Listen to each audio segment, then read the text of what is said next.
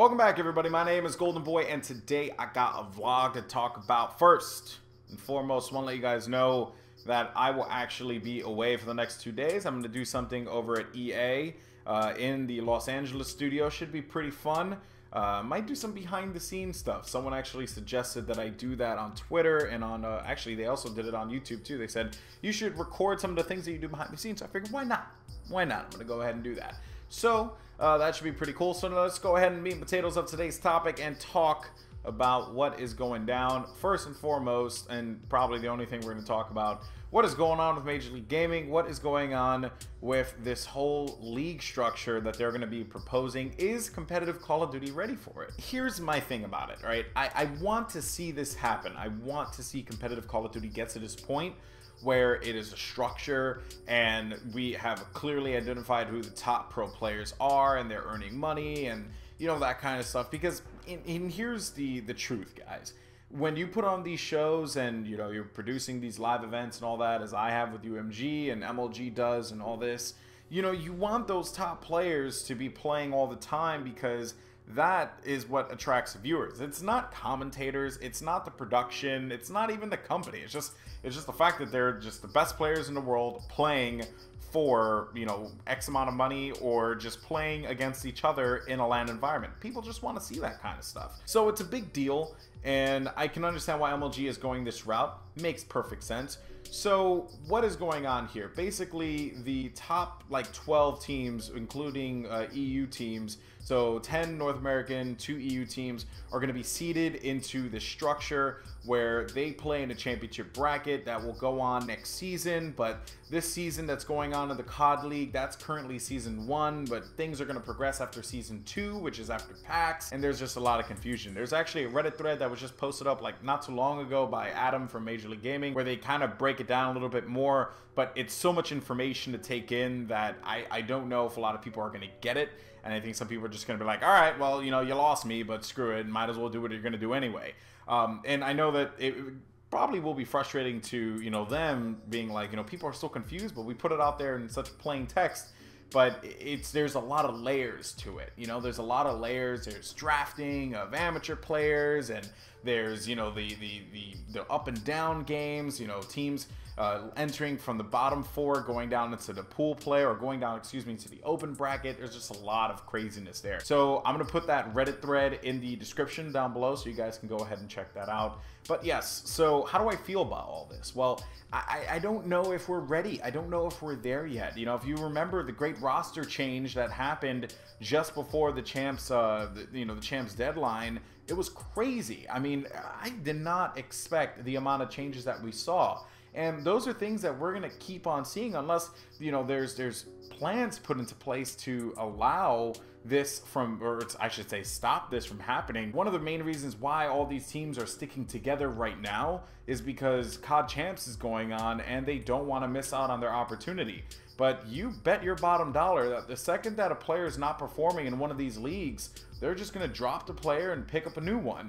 And what's going to happen there? Is there plans put into place to protect that from happening? I know that there was like a free agency period, but you know, the thing is, if these players aren't bound by a contract, if they aren't being paid a salary, if they aren't, and I don't want to use the word forced because it sounds terrible, but basically if they're forced to, you know, run with this team for X amount of reasons, or run with a player, you know, then they can go ahead and do so. A lot of these players, since they're not bound by contracts like this, they're just gonna dispose of a player as soon as they just aren't doing what they need them to do. And then there's the whole thing about them using subs. So I guess that kind of makes sense. They could just sub out that player, but they're going to sub out like a player for an amateur player. And again, that's just where the confusion kind of continues. Again, it's a matter of whether or not competitive Call of Duty is ready for this kind of radical change. And I don't know if it is, and that's the part that I'm a little concerned about. So how does this affect amateur players? Well, amateur players are now going to be put into a 192 team bracket where they are going to play for about $10,000. The team pass is now upped in price, so now it's going to be about, if I'm correct, $320 per team, which is quite a bit of money.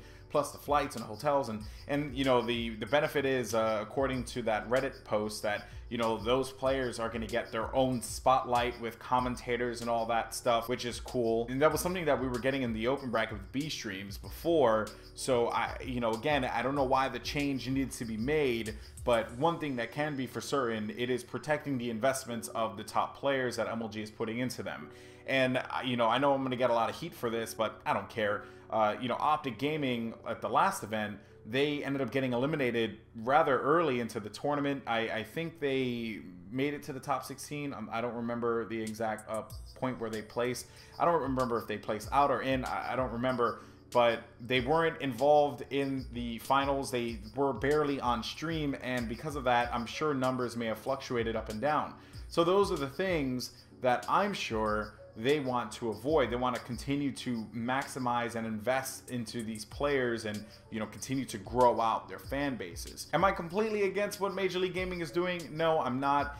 I have wanted to see something like this, but me personally would have preferred to have seen it from Activision. I'm a fan of the grassroots, always have been, always will be. I still believe we need companies like UMG, UGC Niagara, and anyone else looking to do something in competitive Call of Duty that is doing it properly, that is doing it with respect to the players and the fans. I believe that we still need that because that will allow us to thrive. I don't think we necessarily need to completely model professional sports because we're video games and we're different, and that's what makes us special. Some people don't agree with that logic that I have. They want to do that, then that's fine by them. Of course, I'm going to wish the best of luck to MLG in this process. Let's see what happens. Let's see if they go through with this system. It definitely is a very lofty, goal to achieve. But, you know, they got some good people there, so I'm sure that they will be able to pull one out. Again, it's a wait and see approach for me. That's all I'm really going to say about it. So now it's a part of the vlog where I take a couple questions, and one of the questions came from my good friend Sid Rock, former pro player. If you guys don't know him, do some research. But Sid Rock asked me if I thought that there was going to be a game that could dethrone Call of Duty, what game would it be? And my belief is that if there is a game that is going to dethrone Call of Duty, it is going to be Call of Duty. A perfect example is Tony Hawk's Pro Skater, that franchise from Activision. It kind of just fizzled out toward the end. They're looking to bring it back again, right? But it's something that fizzled out because they just kept on doing it. They didn't bring enough to the table. There wasn't enough innovation.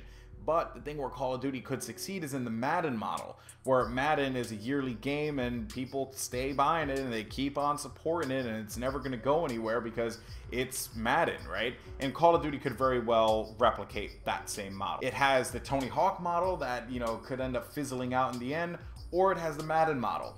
Who knows? So if anything, if there is a game that is going to hurt Call of Duty, it's going to be Call of Duty. But with Sledgehammer taking the reins for the next one, I have a lot of faith in the studio. I think they're going to produce something pretty awesome. Again, it's always, we'll see what happens. I'm not a fan of definitive answers. We'll see what happens with MLG. We'll see what happens with Call of Duty in the future. But we'll definitely see what happens. I don't think it's going to go anywhere anytime soon. Then the final question, I got a lot of this. People asking me about my thoughts on what's going on WWE television. It is crazy. Daniel Bryan could potentially be fighting for the belt, which I definitely think is going to happen. Makes the most sense. I'm just surprised that Triple H is going to lose to him at Mania. That is kind of just blowing my mind away. But I'm excited. Should be fun. The Daniel Bryan yes movement has definitely been an awesome thing to watch. But if Daniel Bryan does not walk away WrestleMania with the title, I will be very, very disappointed. He right now is the one star in the company that definitely deserves it, worked his heart out, and it makes perfect sense. But it's the WWE, and you never know what they're going to do. So, yeah, I'm excited to see what's to come, but watch NXT. If you haven't had a chance yet, watch NXT. It definitely is the best programming that WWE is doing. And it was kind of cool because we were at Full Sail University in Orlando, Florida. That's where they film NXT. So where the MLG regional finals took place, that's actually where WWE's NXT is filmed too. So it's actually kind of dope. Once again, guys, thank you so much for watching. I'm about to hit 50,000 followers on Twitter and about 6,000 subscribers on YouTube and a couple hundred more on Twitch, and I hit like 10,000 on Twitch. I'm super excited about all this. So thank you guys for the support, for the love. I really am ever so grateful. And yeah, I mean, I guess until next time, I might do another vlog from my phone when I'm traveling to LA. Who knows? Who knows? But I support you guys, and I support you guys supporting me. So I'll talk to you guys later. And as always, keep on winning. Peace.